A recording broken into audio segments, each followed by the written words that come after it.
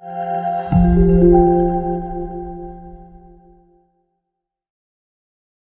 اللہ الرحمن الرحیم۔ آج کا ہمارا سبق ہے تیسیر المنطق، اور تیسیر المنطق میں چھٹا سبق ہے، یعنی سبق ششم ہے، مفرد اور مرکب۔ مفرد کے لفظ میں یعنی وہ لفظ جس کا جز نہ ہو، جز ہو معنی دار نہ ہو، یا معنی دار ہو لیکن دلالت نہ کرتا ہو، یا دلالت کرتا ہو لیکن اس کا ارادہ اور قصد نہ ہو، تو یہ مفرد ہے۔ اور اگر جز لفظ جز معنی پر دلالت بھی کرتا ہو اور ارادہ بھی ہو تو اس کو کہتے ہیں مرکب۔ مفرد جز لفظ، جز لفظ اگر لفظ کا کوئی جز نہ ہو، مثلا لفظ با جو بسم اللہ میں ہے، اس لفظ با کا کوئی جز نہیں ہے، بس صرف یہی ایک ہی ہے بس۔ یا اردو میں جس طرح کتاب میں مثال ہے کہ لفظ کھے جو اردو میں ہے، اس کی کوئی نہیں ہے بلکہ اس طرح ہی پڑھا جاتا ہے، تو اس کا بھی کوئی جز نہیں ہے کہ یہ معنی کی کسی جز پر دلالت کرے۔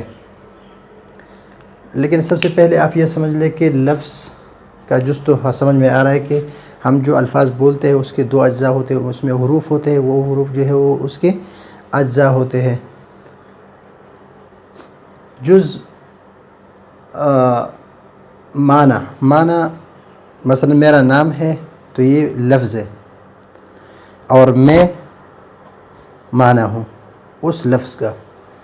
یا بورڈ، لفظ بورڈ یہ نام ہے، تلفظ میں نے اس پر کیا، لفظ ہے، اور یہ بورڈ جو آپ کو نظر آ رہا ہے یہ اس کا معنی ہے، یہ اس کا معنی ہے۔ تو اگر جز لفظ جز معنی پر بالکل جز نہ ہو تو یہ مفرد ہے۔ جز نہ ہو یا جز ہو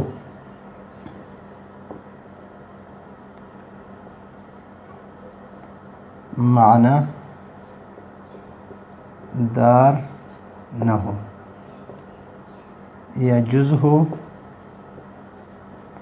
معنی دار ہو لیکن دلالت نہ ہو، یعنی جز لفظ جز معنی پر دلالت نہ کرتا ہو، دلالت نہ کرتا ہو، جز ہو معنی دار ہو اور دلالت بھی ہو، لیکن یہ دلالت مقصود نہ ہو، اس دلالت کا ارادہ اور قصد نہ ہو، تو اس کو کہتے ہیں مفرد۔ ابھی جز ہو، لفظ کا جز ہو، وہ لفظ کا جز معنی دار بھی ہو، یعنی معنی کی جز پر دلالت بھی کرتا ہوں، اور دلالت ہو اور مقصود بھی ہو، مقصود بھی ہو، تو یہ مرکب کی قسم ہے، یہ مرکب ہے۔ اور اس میں سے ایک جز کم ہو، لفظ کا کوئی جز نہ ہو، جس طرح میں نے آپ کو بتایا کہ بے زیدن، تو یہ لفظ با جو ہے یہ لفظ ہے لیکن اس کا کوئی جز نہیں ہے۔ لفظ زید ہے، اس کی اجزاء ہے، زا ہے، یا ہے، دال ہے۔ یا لفظ انسان ہے، اس کے اجزاء الف ہے، نون ہے، سین ہے، الف ہے، نون ہے، یہ ہے اس کے اجزاء، لیکن اس کی جو اجزاء ہے وہ اس کی جو جز ہے یہ معنی دار نہیں ہے، اس کا تو بالکل جز ہی نہیں ہے۔ یہ اس کی جز ہے، زید کی بھی جز ہے، انسان کی بھی جز ہے، لیکن معنی دار نہیں ہے. الف کا کوئی معنی نہیں ہے, نون کا کوئی معنی نہیں ہے, سین کا کوئی معنی نہیں ہے, الف کا کوئی معنی نہیں ہے اور نون کا کوئی معنی نہیں ہے. اس طرح زید ہے کہ زا بھی کوئی معنی نہیں ہے اور یا و دال کا بھی کوئی معنی نہیں ہے. تو یہ ہو گئی 2 مثالیں. ابھی ہمارے پاس ایک آ گیا عبداللہ. عبداللہ. ابھی اس میں بات یہ ہے کہ یہ منطقوں کے نزدیک معنی سے بات کرتا ہے اور اس کا معنی ایک ہے, تو اس وجہ سے یہ مفرد میں شمار ہوتا ہے. اور اگر اعراب کی بات کی جائے, نحات کی بات, نحو والے کی بات کی جائے, تو وہ اعراب, ایک اعراب یہاں پر لگتا ہے اور ایک اعراب یہاں پر لگتا ہے, تو اس کے 2 لفظ ہے. اس اعتبار سے 2 لفظ ہے, تو 2 لفظوں کی وجہ سے ان کے ہاں یہ مرکب ناقص ہے. لیکن ہمارے پاس یعنی نحو میں یہ ایک ہی معنی پر دلالت کرتا ہے. کسی کا نام ہے عبداللہ, کسی کا نام رکھ دیا تو ایک ہی معنی پر دلالت کرتا ہے. مثلا میرا نام عبداللہ ہے تو میرے اوپر یہ نام دلالت کرتا ہے, تو اس کا جز بھی ہے اور اس کا ایک جز یہ ہے. 2 اجزاء ہے, 2 جز ہے, اس میں جز بھی ہے اور عبد کا الگ معنی ہے اور اللہ کا الگ معنی ہے, معنی دار بھی ہے, لیکن دلالت نہیں کرتا. دلالت اس طرح نہیں کرتا کہ میں انسان ہوں, انسان میں ایک حیوان ہے اور ایک ناطق ہے, تو لفظ عبد جو ہے وہ انسان پر, حیوان پر دلالت نہیں کرتا, اور لفظ اللہ جو ہے ناطق پر دلالت نہیں کرتا ہے.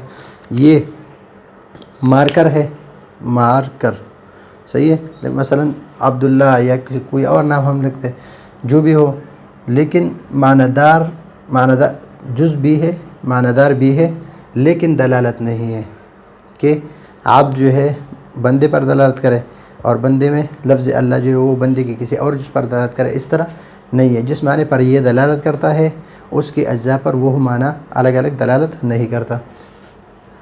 ابھی لفظ مثلا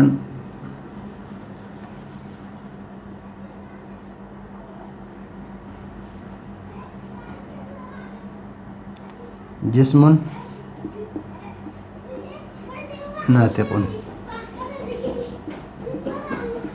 جسم ناطق, یہ کسی کا نام ہم نے رکھ دیا, یہ ایک انسان کا نام رکھ دیا. تو ابھی جسم ناطق, اس کے جز بھی ہے, ایک جز یہ اور ایک یہ جز بھی معنی دار ہے اور یہ جز بھی معنی دار ہے.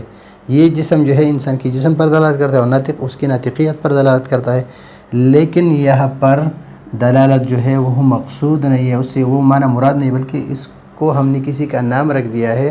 اس سے ہمارا وہی مراد نہیں ہے کہ یہ جسم پر دلالت کرے گا اور یہ ناطقیت پر دلالت کرے گا, قوت ادراکیہ پر دلالت کرے گا, اس سے ہمارا وہ مراد نہیں ہے, تو اس وجہ سے یہ بھی مفرد میں آ جائے گا.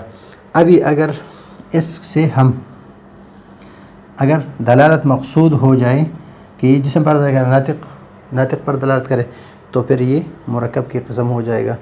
تو لفظ کے لیے جز نہ ہو, اگر لفظ کے لیے جز ہو لیکن معنی دار نہ ہو, اگر لفظ کے لیے جز بھی ہو اور معنی دار بھی ہو, اور معنی دار بھی ہو لیکن دلالت نہ ہو, لفظ کے لیے جز بھی ہو, معنی دار بھی ہو, دلالت بھی ہو, لیکن وہ دلالت مقصود نہ ہو, تو یہ مفرد کی قسمیں ہیں. اور اگر مثلا زید قائم, لفظ کے لیے جز ہے, ایک جز یہ اور ایک یہ الگ معنی پر دلالت کرتا ہے, معنی دار بھی ہے, دلالت بھی کرتا ہے, اور یہ دلالت مقصود بھی ہے, تو یہ مرکب کی قسمیں ہے, ابھی مرکب کی 3 قسم, مفرد کی 3 قسمیں ہیں. ایک ہے اسم, کلمہ اور ادات.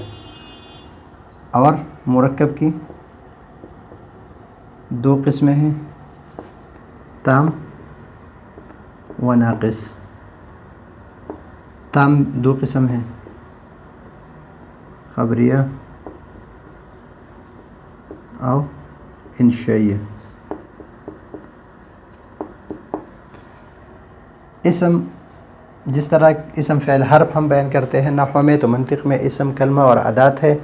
اور عدد جو ہے یہ اس میں جس کو ہم فعل کہتے ہیں اس کو کلمہ کہتے ہیں، جس کو ہم حرف کہتے ہیں اس کو عدد کہتے ہیں، لیکن نحو میں افعال ناقصہ جو ہے وہ کلمہ میں داخل ہے، اور یہاں پر افعال ناقصہ جو ہے وہ یہ عدد میں داخل ہے۔